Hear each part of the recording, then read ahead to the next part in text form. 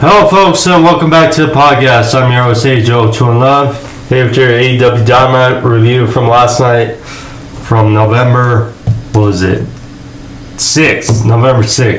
2024. First one of November. It's crazy how this month and time flies, but nonetheless, it's fun to talk about in the new month as we're a couple weeks away from Full Gear. And Full Gear is shaping up quite nicely, I must say. But yeah, last night's show, I pretty enjoyed. From top to bottom with the Hurt Syndicate, MVP, Bobby Lashley, Swerve, and Shelton Benjamin to the main event, closing with the Don Callis family, Will Ospreay, Mark Davis, and company. I thought it was a very solid show. Some parts that I did not like, but I will go over it. But before we get into it, thank you all for joining me. Must say, appreciate the time. Hope everyone's, well, because it's snowy and whatnot. We had a power outage earlier, but we're fine now. And yeah, nonetheless. But if you like snow, credit to you. I do. Fortunately, I don't play it as much anymore. So, yeah. But anyways, let's talk about Dynamite, shall we? Last night.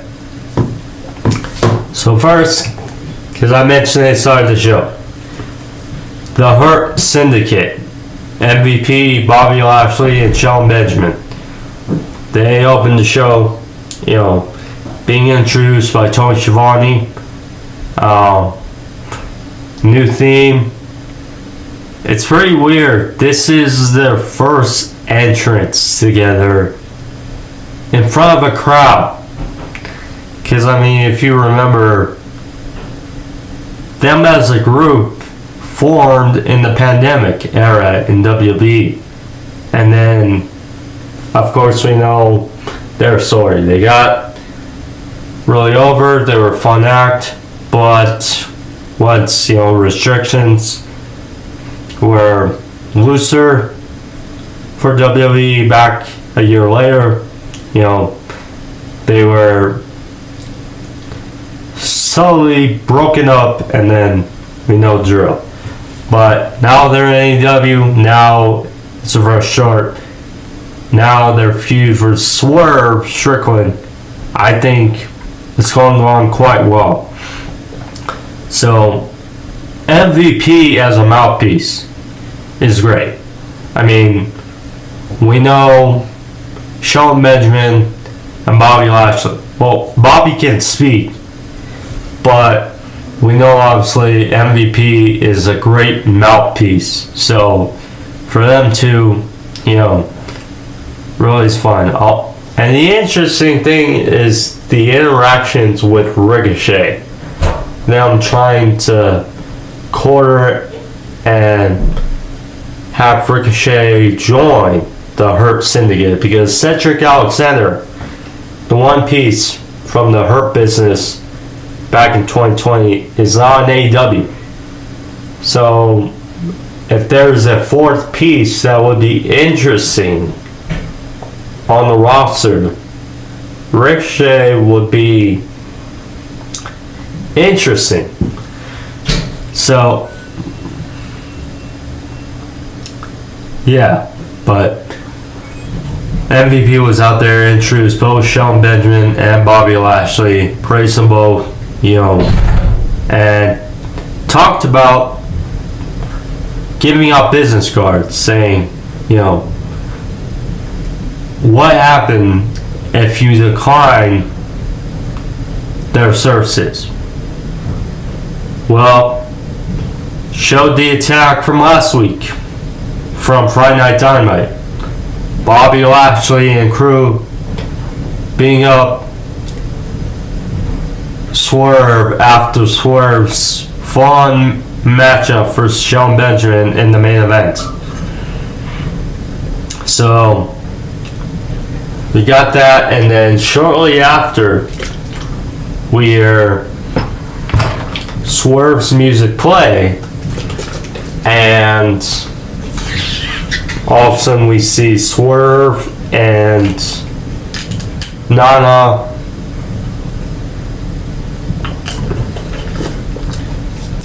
being held back by some officials, some referees, as he has chained. He looks incensed, he looks pissed. Nana gave Swerve a microphone. Swerve didn't say much. He just said bluntly, Bobby Lashley.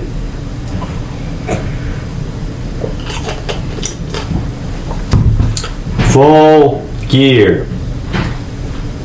So then we saw Lashley. We saw the flag, the banner for Full Gear in the corner as Sean Benjamin was trying to go Swerve into getting in the ring, and MVP said, "We'll see you there, my man." That's interesting. Swerve Strickland versus Bobby Lashley at Full Gear. Talk about a debut match. You know, I don't think Bobby could wrestle maybe a match before Full Gear, but does he need to? We'll see. In any event, Bobby Lashley versus Swerve. This is intriguing for Full Gear. I mean, well, Swerve beat Shelton Benjamin, so it's like Bobby Lashley has to win. Does it feel like? I mean, man, this is a fascinating match at Full Gear. Could they have done it better? Sure. But looks like a fun outing, fun match to see. And yeah, Bobby Lashley wrestling in the AEW ring. Something you didn't think in your bingo card for 2024. We shall see. But yeah, I can't wait for Full Gear, Bobby Lashley and Swerve. Certainly a fun match that Moxley and Orange Cassidy in an event. Honestly, that match kind of feels more like the main event than Moxley and OC, but we shall see how it goes. For the first match on the card, I was kind of surprised. I thought it may be the main event.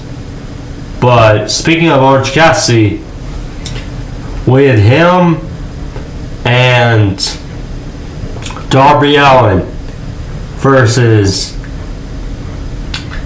Pac and Claudio Castagnoli. Now, Orange Cassidy, we know, is challenging Moxley at Full Gear for the World Championship. So, Orange Cassidy was out on the stage by himself, and we know they were about to target Orange Cassidy. Now all of a sudden, Darby Allin flies from the top of one of the tunnels onto Claudio and Pac, and things get rolling.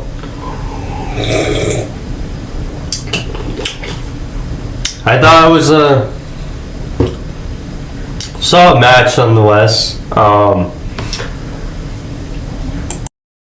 So you were quite curious how this was going to go down? Well, no surprise.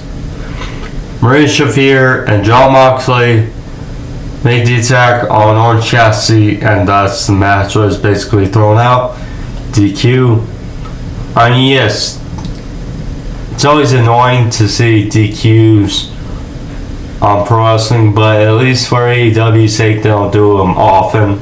So this lets slide. Besides, you're gonna pin Darby, you're gonna pin Orange Cassidy, the number one contender, gonna pin Pac or Claudio.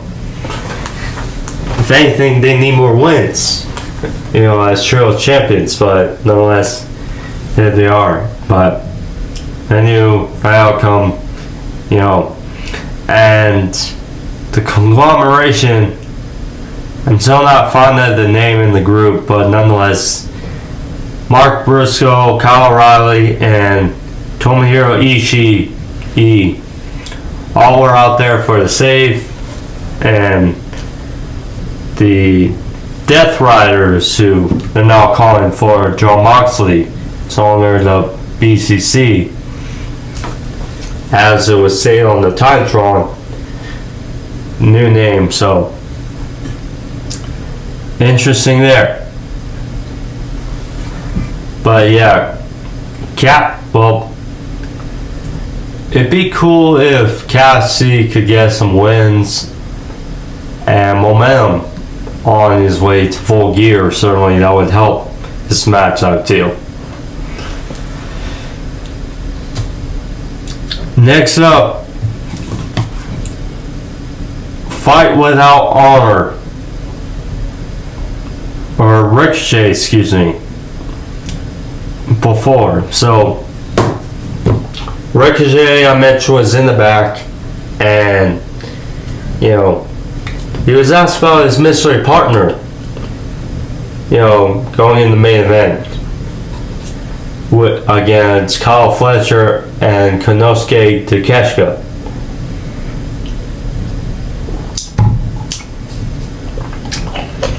He told Renee that'd be very easy to tell, but not yet. I mean, it would have been very easy if it was Will Ospreay, but when you saw who it was, very much makes sense. So, after he talked to Renee, the Hurt Syndicate chimed in, and Ricochet was like, "Good to see you, Shelton. Good to see you, Bobby. Good to see you, MVP." And MVP was like, "Just here wishing you luck, man. So, yeah. I don't think tossed around the idea because of who was Ricochet's partner. Maybe Ricochet's not going to be in the Hurt Syndicate, but considering who is his partner, seeds planted for maybe a potential feud, which I'd like to see. So, then we get to the Fight Without Honor, the Conglomeration, Mark Briscoe, Kyle O'Reilly, and Tomohiro Ishii face off against the Luring Tree, Chris Jericho, Big Bill, and Brian Keith. A no DQ, basically trios match. Hectic, crazy, whatever you want to say.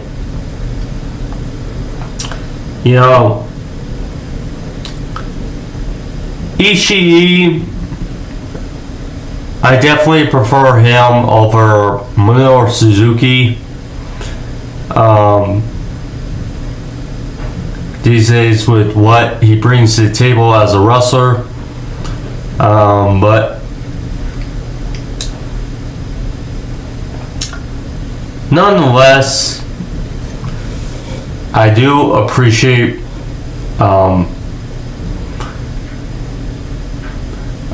the match and the respect Tony Khan brings for the New Japan talent. So it was hectic, whatever y'all say, like I said. So Kyle O'Reilly and Big Bill are fighting toward the mezzanine, by the bleachers and the crowd area, and it looked like Big Bill was set to deliver a chokeslam to O'Reilly to the two tables. O'Reilly countered with a guillotine, and they wound up falling through these two tables, taking each other out. So there was that. Mark Briscoe, he had Jay Driller on Jericho, and then hit a big froggy bow elbow drop from a ladder, top of a ladder, through a table, through Jericho. Tomohiro Ishii won with a brainbuster on Jericho, so there was that. Now, I wonder if this means, because when Jericho won the Ring of Honor title again, there was Ishii. Now Ishii has a win over Jericho. So maybe it means we're getting Jericho for Ishii for the Ring of Honor World title. Perhaps at Full Gear, I don't know. Or November to Dismember. Or Remember. Whichever, but nonetheless, I'm not. My stances on Ring of Honor titles on AEW TV. So, nonetheless, this is fine. Yeah.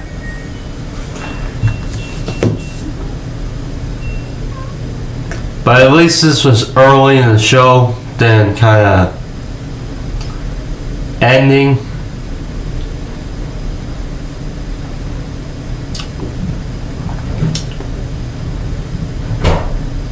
So we got the Jon Moxley and the Death Riders backstage as Jon Moxley cut a promo with Maria Shafir in the back, talking about loyalty, this, that, because Orange Cassidy talked about, Will Yuta was trained under Orange Cassidy and Chuck Taylor, and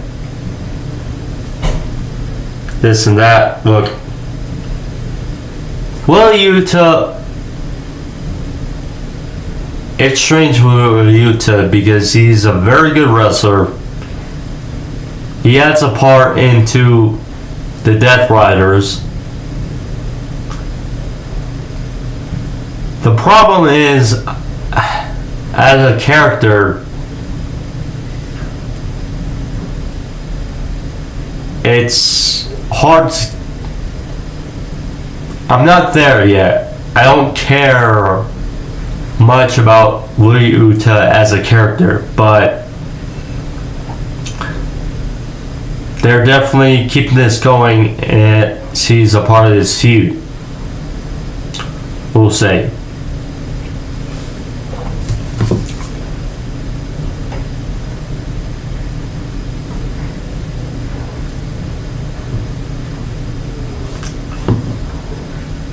Adam Cole versus Malakai Black. This was interesting, to say the least. Malakai Black, we know him and Lance Archer.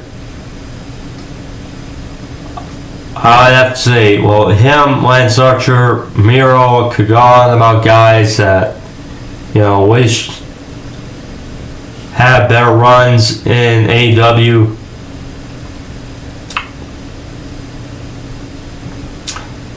this was a unique match because we know the history between these two in NXT. And now, for the first time in AEW, of course, Adam Cole, he's on his path to get revenge on MJF, where MJF said the first 1 to 3 wins between him and Roddy get a shot at MJF at Full Gear. So, going in this match, yes, it was predictable that Adam Cole needed a win, but obviously you were hoping that maybe Black could get a good rub out of this, and the ending definitely took people back, I feel, because Malakai Black hit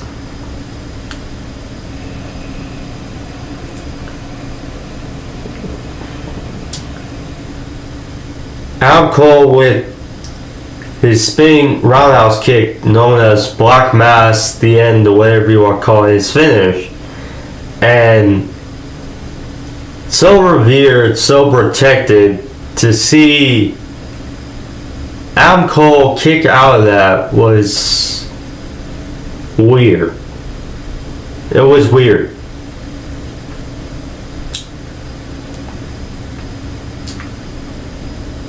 And then Adam Cole fight back, and then him with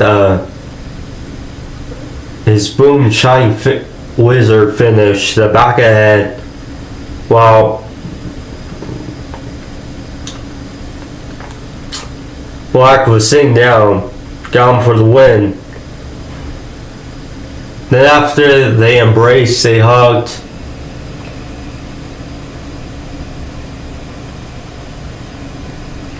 Adam Cole praised Malakai Black. People are curious about the end of Malakai Black. Black said on a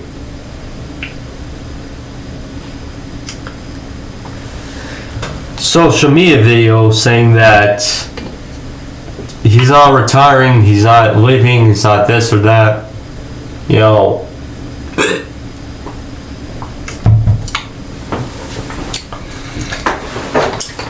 doesn't change the fact that I wish that it sucked. He should have maybe done better in his AEW run. No matter what, whether it goes here, where it goes.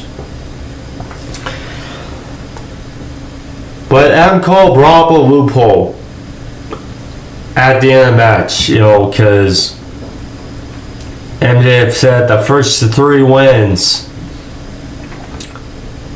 gets shot at MJF at Full Gear. Well, so apparently Roderick Strong beat Shane Taylor on Collision.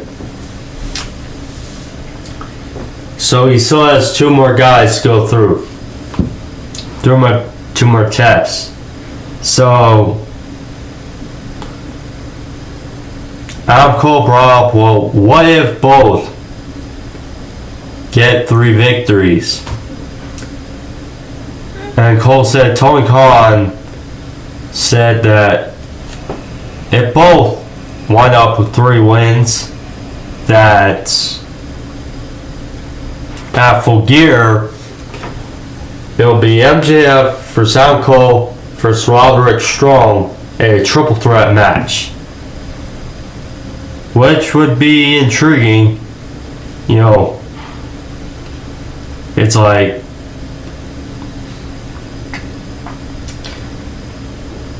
MJF could beat Roddy, you know, without being Cole, and then we could get on the 1-year anniversary of the reveal at World's End. We could get Adam Cole versus MJF. That's a lot. We'll see. And then we see MJF visibly upset. And he was on a phone call saying he needs someone to pay him a visit. Someone to visit. So then people were speculating, and then later in the show we saw someone give Don Callis an envelope and a ring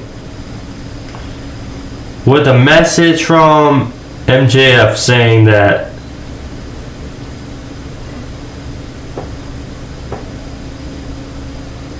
they need a certain bay to take care of. And he said that if they get the job done, then Don Callis will get another wad of cash. So we saw in the show it made official. Final one made for next week as Konosuke Takeshita, the international champion, will face Hound Cole next week. Already I can tell the conundrum. As a champion,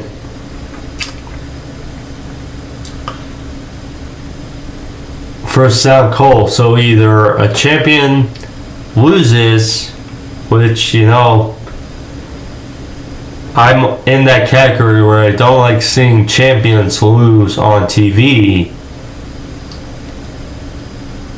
And the other thing is, Cole loses, well,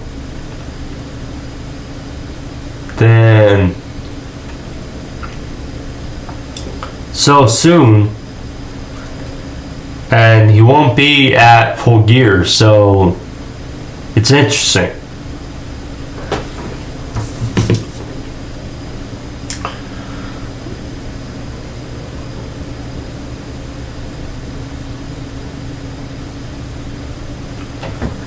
Jay White was attacked by Hangman Page in the back and during an interview, so they brawled out to the arena, and we saw how Hangman was limping last time. So Hangman tried to break the leg of Jay White.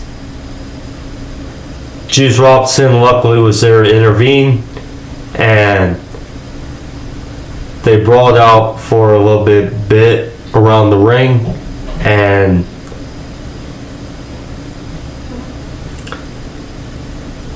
Jay White bluntly said, well, at Full Gear, I'm going to make Hangman tap out. So we shall see. Jay White's Hangman Page, Part 5, at Full Gear. I'm pumped. I can't wait to see that match. I mean, so already, Moxley versus OC, Swerve versus Lashley, Hangman versus Jay White. Those are 3 fun matches, I gotta say.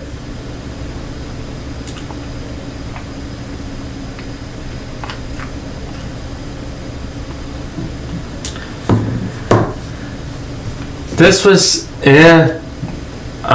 but so Chris Sauer was in the back, and then apparently she got hit by Mercedes and Camille with Mercedes' car, and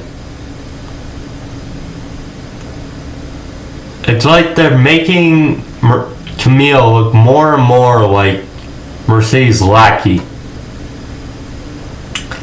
You know, it's like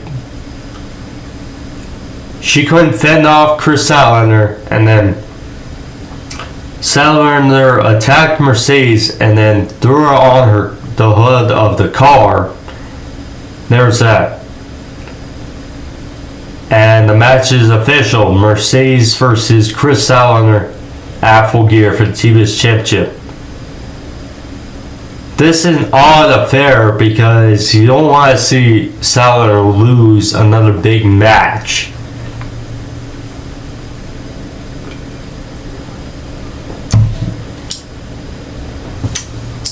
At the same time, if Salander wins, she's the TBS champion again. And it's like,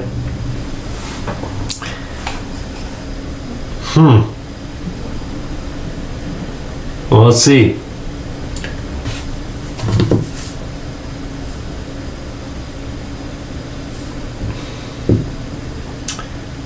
The Patriarchy and Christian Cage. The Patriarch. We're out there. And this segment I liked, but it's kind of weird in the sense of why were these bodyguards per se, why were their faces covered in hoods? It's like, why?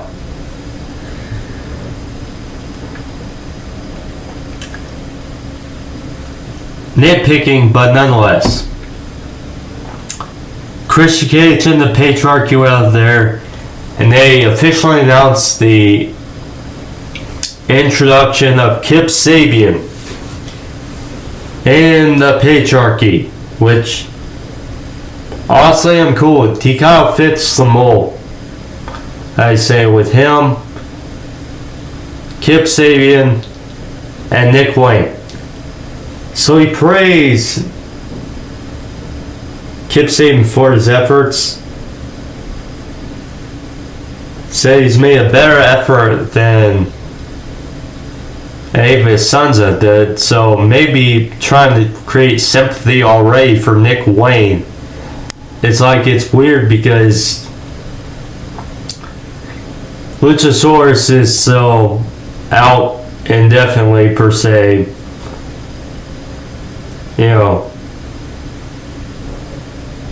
Again, hopefully he's healing and hope he's, but I wonder how much his injury or his issue changed plans in the Patriarchy. That's the thing. Main event, so he was praising Kip Sabian and hugged him. Then all of a sudden, Hook comes out.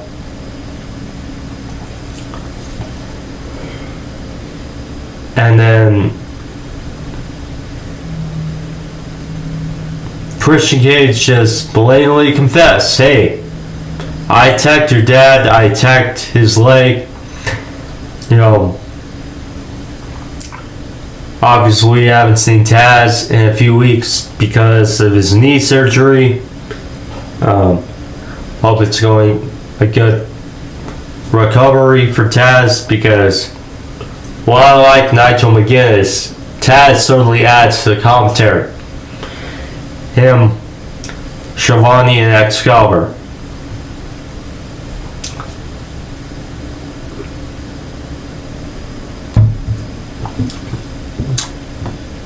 So, Christian was egging on Hulk more and more. Finally, Christian Cage, he said to Hulk, I wish your father was dead. And after Christian was like, well, I need a son like you. I need, to show you that be a father figure for you in being the patriarch. And now he buried EC. The other thing is NXT had an ECW event sorta in the ECW arena last night as well, so I'm curious how much that played into the fact of Chris Cage kind of buried ECW and buried Taz, saying how he hid behind the commentary booth when he went to Bright Lights, said he was a big fish in a little pond. And then after all of that, Hook went to attack Christian and was saved by Kip Sabian and Nick Wayne. So it seems like a match is brewing between Hook and Christian Cage, perhaps for Full Gear, which I don't mind. This is definitely the most intriguing thing, believe it or not, Hook has done in his run in AEW. Nonetheless, we shall see.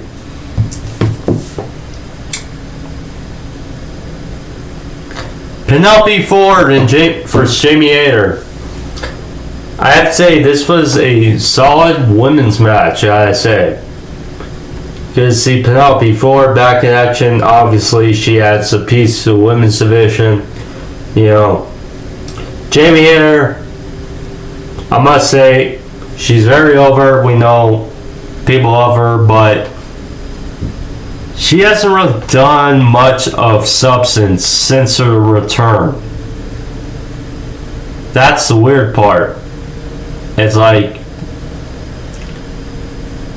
she returned in the kickoff show at Allin to attack Saraya and her family, and then the feud was based on, well, to get revenge on Saraya. So she beat Saraya and Harley Cameron. Now she's in a weird spot. It's like she never lost. Well, actually she did, but you know, it was definitely weird circumstances where she lost the AEW Women's Championship. So certainly her goal should be to try to get some gold in the future. In any event, she had a solid match with Penelope Ford, but ultimately we know Jamie Hayter was going to win. Hayter ready for the win. Solid match, but maybe Jamie Hayter could get some better direction going forward. Main events. Main event. Kyle Fletcher and Konosuke Takeshita. Funny thing is, in the main event match, we got not one but two interesting returns. So first, Ricochet and a mystery partner. He talked about, well, someone had their contract expire with Don Callis' family, and he was on October 4th, and he was not too pleased about that. So he welcomed his pissed off partner, which was Powerhouse Hobbs. Oh man, it is great to see Hobbs back. You know, Hobbs, the former TNT champion, we know. Yeah, it's great to see him back. Him, his music, his entrance, it's just another level. And is apparently a babyface, if not a tweener. But he looked good out in this match for his former brethren of the family in Fletcher and Takeshita. And it was this good match for what it was at the end of the show. Ricochet, weird way to finish though, because Takeshita is supposed to face Cole next week, and we saw Cole was looking on to the match, so I kind of figure who he was going to face. So Ricochet won with a sliding lariat to Takeshita, and that was enough for a win for the team.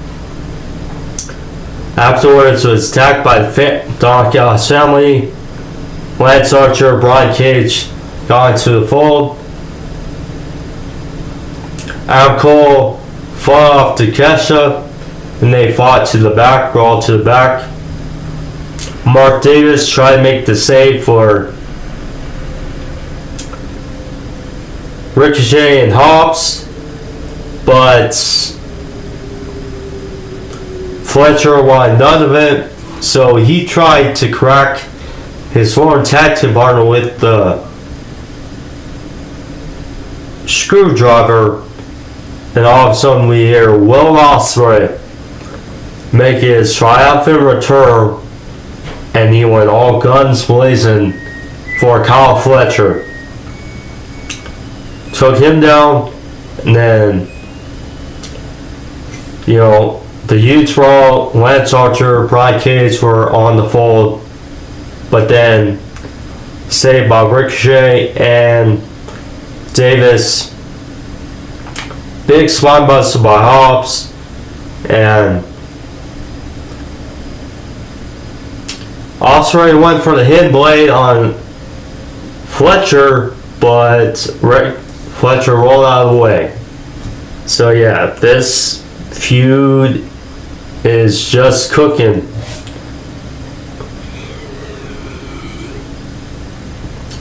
We may see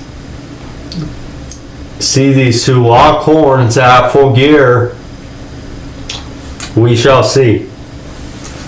Interesting. But yeah, that was AEW Dynamite. His entirety. It was fun. Good stuff. Some stuff, like I said, I was not a fan of, but overall, very good show. But nonetheless, guys, if you like this review, please subscribe if you haven't already. And if you did like it, leave a like, leave a thumbs up. Helps out the video, helps out the channel. Thank you guys all.